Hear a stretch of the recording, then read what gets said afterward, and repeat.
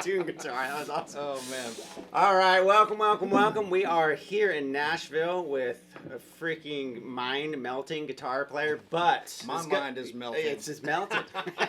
This is Guthrie Trapp, in case you don't know. Hey friends, thanks for having me on here, Brett. Absolutely. Okay, so you always, I feel like when people get you on video, they're like 1, 2, 3, go, because you're like the burning, ripping country guitar player. But not many people get to see you play slow. So. Yeah, you know, you're right. Like it seems like when I've seen you on a couple of gigs, like one of the gigs and the finally slowed down. I'm like, dude, it's freaking sick. Oh, you know what I mean? So like, it's the fasting's cool, and we're gonna do that too. And I love to do the kind of stuff that we just did. I mean, yeah. You know, I love playing melodically and I love doing stuff that's emotional and you can put some feeling into it. Unfortunately, the only window that a lot of people have into my life and what we do here in Nashville is what people see online. Yeah. So when people come to town, these guys come in from Germany or whatever, they want to see me play country, Telecaster, chicken picking. For sure. So unfortunately, that's what ends up on online. So thanks for giving me the opportunity to do some different stuff. But if you come to Nashville and you see a gig where I'm playing, like a lot of the times I'm playing my 335 and we're doing some New Orleans funk, R&B, blues stuff. And if you go see like a gig with Sean Camp, who's a great songwriter, or Jimmy Stewart, or whatever, our band 18 South, whatever. Well, you get a lot of different. You can see me do a lot of different styles, which I do love to do. You have a weekly gig though, right? For the most. I did for 3 years. I just stopped doing it a couple weeks ago to move on. There's about a 3-year window with is the Acme place or whatever. Yeah. Acme, yeah. So now we're doing stuff, some more stuff over in East Nashville, at some different venues and stuff. But yeah. I'll keep playing live, which is all on your website. Like when you play, that'll all be on the website. You post stuff all the time too on Instagram, yeah. Yeah, the website's great for more in depth. If you want to get in searching some different stuff. But yeah, Instagram is my favorite. Okay. I'll leave all those links down below the video too, so check those out. I love Instagram because it's just nice and clean. Totally. Yeah, it's so easy. Yeah. It's technology, so easy. I tell you. Yeah, I know it. It'll never catch on. No. People hate those cell phones. Right. So, pretty basic chord progression, right? E major. Yeah. C sharp minor to B. Mm-hmm. And it's a very to me it's a very expressive chord progression. Right. Because what we were talking about earlier, like a lot of the pentatonic stuff right over your E chord shapes. Yeah. Sorry, I'm not on here. But just everything right out of your,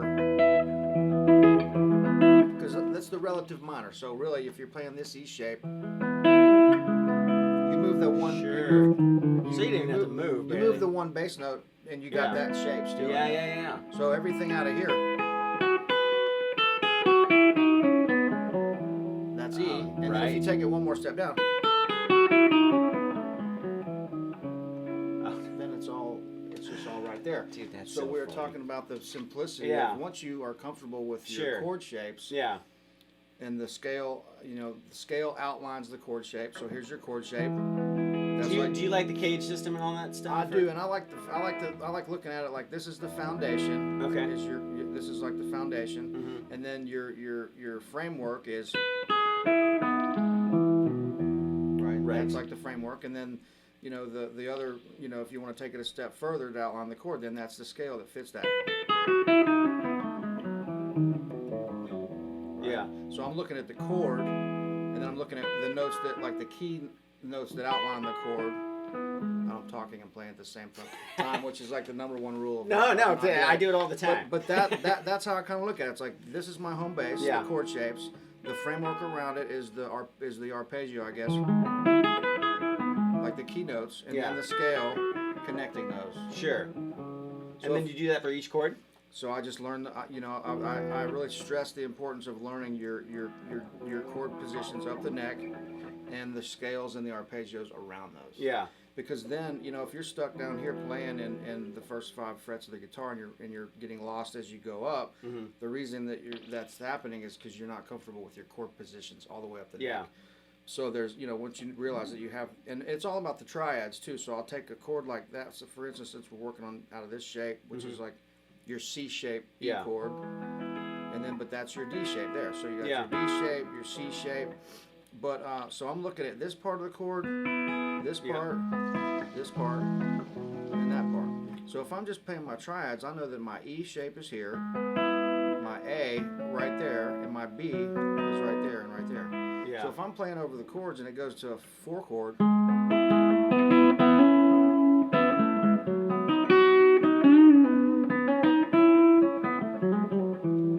just playing right out of that. Those shapes are right just like there. That, yeah. Those triads are right there. Yeah. And I'm seeing that my A shape is literally, I'm only moving to there because that's out of that chord. So there's that shape. Back to the 1, the 5 is right there because there's your B. So I'm there's B7, which a lot of people don't play that shape, but that's a B7 shape. Break that one down slow. So there's like your Hendrix shape. So that's like your B, your 5 chord with a third in the bass. Well, if you take your A is the note that makes a B7. So if you take it here, I'm looking at that shape. Oh, yeah. Oh, that sounds great. So you can do all this like a. Or you could do. Oh, full jazzy. Which is just instead of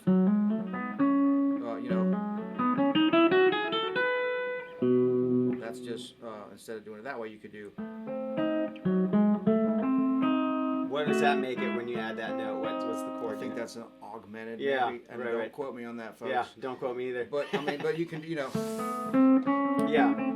all those stuff. So once you get inside those shapes, that's the thing about it. Once you're comfortable with the shape, don't be afraid to search around. Yeah, I mean you got to liberty what's around it. Chromatic notes. Yeah. So once you do that, so when I look at that, resolving right to back to your 1. Yeah. If I go to this B7 or there too, I'm thinking the scale that I like to play over those chords is basically what I call. It's the Mixolydian mode, which is the only one I know because people tell me that's what I'm playing, and it's the most useful in my opinion. Right. But I think if I'm playing over B7, which is we're in E, so that's the 5 chord. I'm thinking about I call it the dominant 7 scale, which all it is it's your major scale with the flat 7. So you're just playing to each chord. I'm playing over the chord. Yeah. I'm thinking we're in umbrella blanket key of E. Yeah. But when I go to B. Yeah. I'm playing out of B. Yeah. And trying to create some tension to resolve back to the 5 chord. You move the scale to the chord. I move the scale to the chord. Yeah. I play right out of the chord. Yeah. I mean, and I'll demonstrate some more of that in a minute. But like when I go to if I go to the 5 chord.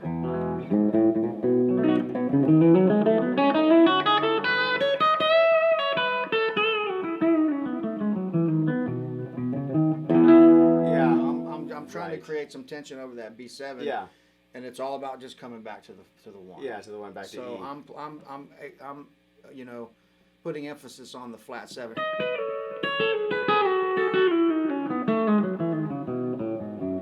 Yeah. That's all over the.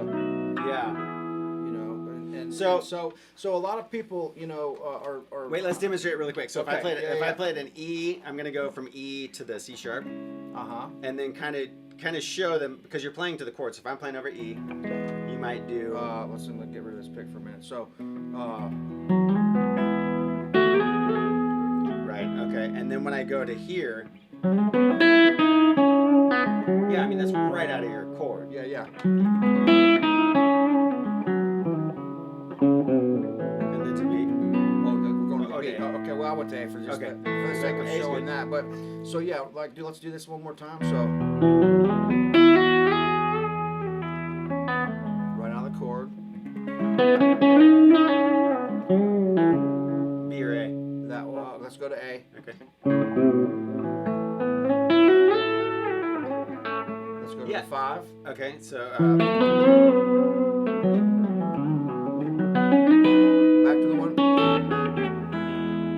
So that seems like, because I think people get so locked into playing just one scale, like, oh, we're in E, so we got to play everything out of E. And it seems like a lot of what you do is like, no, when you go to B, I'm playing out of B, or when I'm right. And I didn't play the greatest example over that 6 minor chord, but if you're like we did a second ago, if you just take that scale, like your major scale in E, if I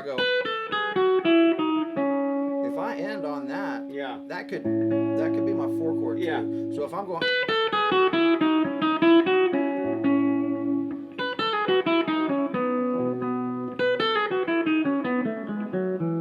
so it's just you can use the E scale and then the note you end on kind of determines the chord you're at. So if I went, let's do that again. If I went, and that's just right down the scale. I'm going to A. So we're the next note of the scale. If you want to do that, that's your 5 chord, and then, or if I went, could be your 6 minor. Yeah. So each one of those notes can kind of determine. If you just, my point is, if you just want to play out of the E major scale, you can. Yeah, if it goes to the 4 chord, it's all about the note you end on. Yeah, and for then sure. resolving. And all that. So a lot of times I'm using the tonal centers of the chord to play over the chord change. Yeah, absolutely. So if I'm in E major, I'm going to do a lot of, hitting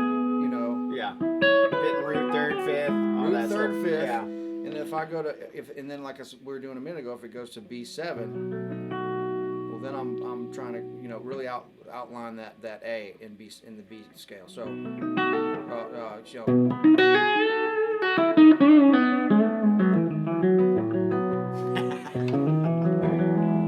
or whatever. See, that's so awesome because I noticed it, especially in Nashville.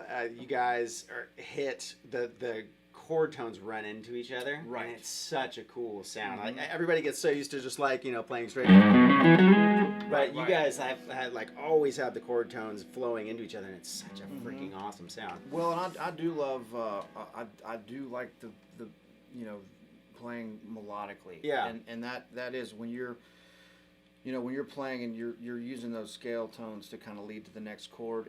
Your ear loves to hear that because it's right. Yeah. Yeah, for sure. For lack of a better term. Right. I mean, it's right. It sounds right to us. Yeah.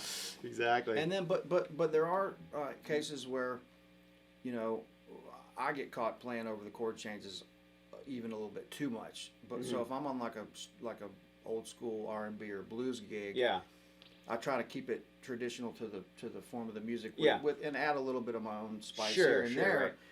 But if you start playing over every chord change in a slow blues song, it can kind of get a little where you're kind of doing it too much. Yeah. Where you just want to hear somebody do an Albert King lick or something like that. So he is kind of just used with taste. So if we did the same thing, let's say, and you just decided, all right, I'm going to play really melodically, but I'm going to throw in a blues lick here or there. Mm-hmm. You want to try that? On this same progression? Yeah. We can try it. Yeah. Just because they'll hear the difference in the sound. You know what I mean? Because you're saying what really fits. Right. And so you can kind of show them, it'll work, but it's not the same as. Right. Okay. You know what I mean? Let's try it and see if I can do something that.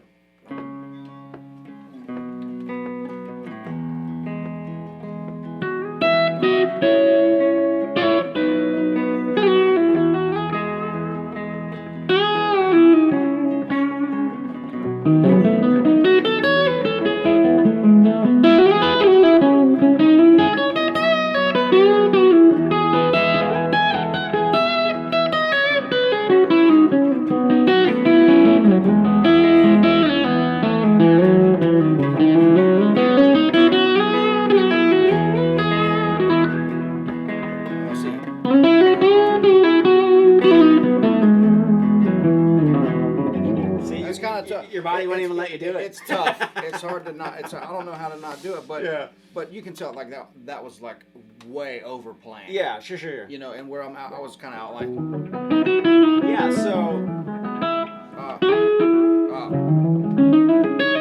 Wait. Break that down. Do that lick. That's a killer lick. So that I was just demonstrating. Yeah, I know, but that was awesome. That would be like if I did that on a record, somebody would be like, "Dude, can you play like?" Yeah.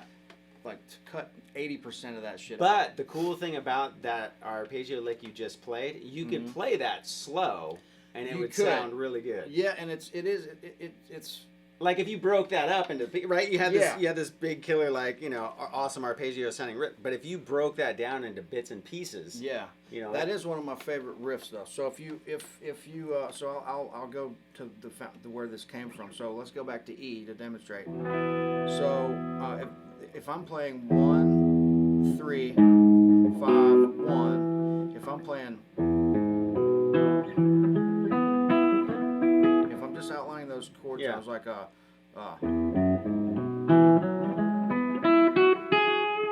that's a great way to get up the neck. And basically I see that as these 3 different octaves. Basically I'm using this, and then here those triads. So I'm going right out of the E shape. So let's do this slow.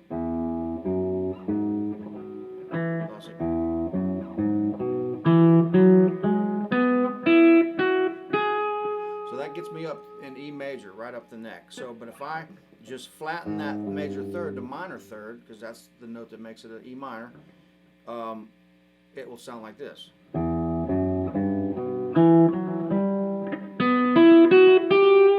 sounds all spooky. It gets a little spooky. So let's do it. I'll do it fast. So this is the major. And then the minor. Oh, that sounds awesome.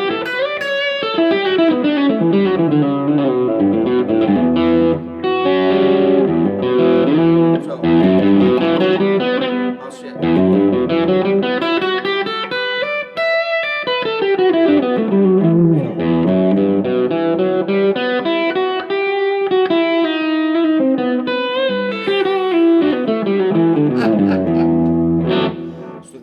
That's a great way. I love using that to get up the neck. And then here's to step. But it's funny because I can hear your ear working, like when you're getting those other notes, and it's funny because and this is why I think what you said earlier is playing inside of the chord shape is so important.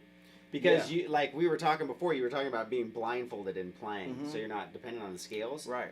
And you can tell by what you did, almost going from like that minor to almost harmonic minor sound. Right. It's because you messed around with that freaking position so much that when your ear heard it, you you kind of jump on. I started hearing somewhere to go. Okay, to take this one step further, if you're into this, so it's going to go instead of going just the minor. I'm going to go.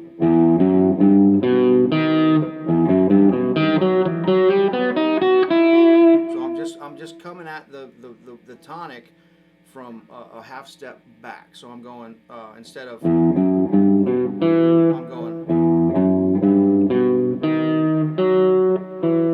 So that's a little bit of like that would be a little bit more of a bebop jazz approach, which I am not a jazz player, but I've stole as much as I possibly can. right. But that would be considered note leading. Yeah. So instead of going right to the tonic, I'm coming at it from a half step down, and then a whole step. So I'm going E flat to F sharp to the tonic, which is E. So instead of I'm going.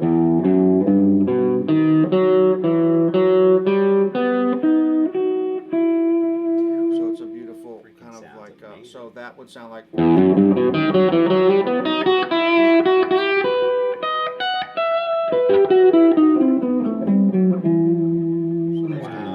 And that automatically sounds, because you're mixing a scale and an arpeggio, it automatically sounds more melodic because you're not just playing a scale, you're actually targeting chord tones. Yeah. And another thing I'll show guys, when it gets to the minor sound, you've got your minor pentatonic. Well, I like to add in just the simple scale of just adding this. It's just going.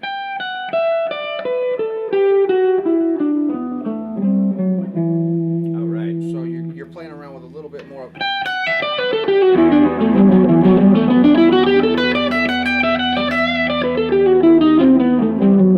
And I'm looking at that. If you go there, that's your 5. So that's like that could be over B7. So if it goes like that's a fun chord chord change to play over because everything is so right there. If I'm going, so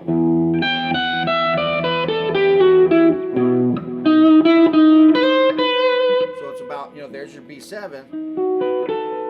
So I can go,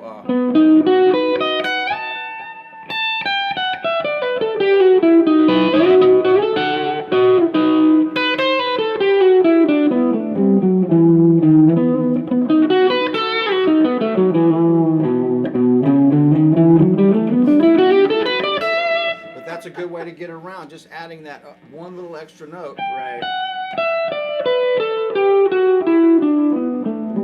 Around your minor, and then when it goes to the 5, that becomes your major third of B, which is, so it's right there. So then you can work out of that shape. Yeah. It's fun stuff once you start getting, and you can see how close all that stuff is. Right. So you, I mean, it sounds like, the reason you're so proficient is you can take a little section and work just all get that into whole that. And then you just know how to chain it all together. Yeah, and a lot of it is doing, if you just play like E minor to B7, and if you just outline those chord shapes, man, it really starts to get into some cool stuff. It starts sounding like Cuban Afro-Cuban jazz or something. Well, and it's also like Hotel California. Right. Yeah, which I think is one of the great guitar solos of all time. Both those guys, bastards. Yeah. So good. Right. I mean, that was one of the most finely crafted guitar solos. Yeah, I know. It just can't ever. be beat. Yeah. Yeah. I'm a big Joe Walsh fan, which most people probably wouldn't know that either. But yeah, he's the more like it's and funny. David Gilmour. I love David Gilmour. Yeah. I mean, what other guitar solos are? I mean, if you went and saw a Pink Floyd cover band. Yeah. And the guitar player played anything but what. Was on the You'd record. Be like, hey, everybody would know it. You play one note different, and we all are gonna know. Yeah, it, totally. No, he's one of my favorites. He's so but perfect melodic. Mm-hmm. Playing out, bluesy, but it really hits those chords. Right. Because they go outside. They don't always, they definitely don't play typical chord progressions. So you can really hear where that note, where you bend your ear on that different chord or whatever. And the thing we were talking about earlier before the camera started rolling was, when guys ask like. Hey, what scale do you play over that chord, or what are you doing here? What are you doing there? It really all comes down to what song you're playing. Yeah. And that's a big lesson that you learn in Nashville from being here a long time is you learn that, unless we're playing a guitar instrumental, if we're backing up a singer, it's all about being supportive. Yeah. And you learn in Nashville, if you want to overplay, then you got to form your own band. Right. And go do a guitar trio somewhere, which we do for fun. Yeah. But if you're backing up somebody or you're on a session, the producer wants to know that you have the horsepower to be able to go in any direction that is needed. Yeah. But you're only going to use about 10% of that. The chops that you're using in that situation they're more mental chops of knowing like, hey, I know what to play on this that's not going to be overplaying. Yeah. It's going to fit the song.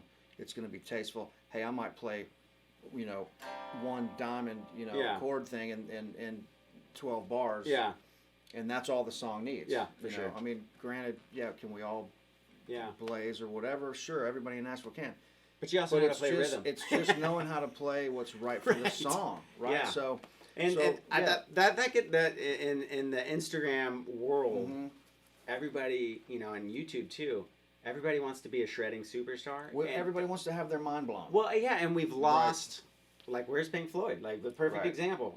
Where's the Pink Floyd of today? Where's the song? And we all started playing guitar because somebody wrote a good song, and they happened to be a good guitar player. Yeah, and we heard something that for me it was like I loved hearing Ry Cooder and guys like that, David Lindley, that are not necessarily household names. Sure. They were in my household. Yeah. So hearing guys that are just really, playing some of the coolest tones and just stuff that's a little bit off the beaten path. Mark Knopfler being one of my favorites. Good, Tasty.